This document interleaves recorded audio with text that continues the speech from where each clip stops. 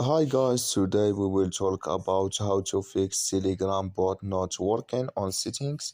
We click here on settings, then we come here to settings window and we will just go down here to to click on apps, and we come here to apps window and we will just go down here to looking for a Telegram app, and this is a window. We just go down to find the Telegram app and we will click here on Telegram.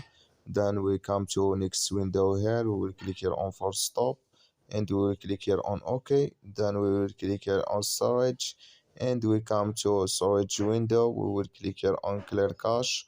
Then we will click here on manage storage and we will click here on app, and you just click here on clear local and to go to Play Store and update your Telegram app, and it's going to work with you. So thank you for your watching. Don't forget to support us by like and subscribe, and see you in next video.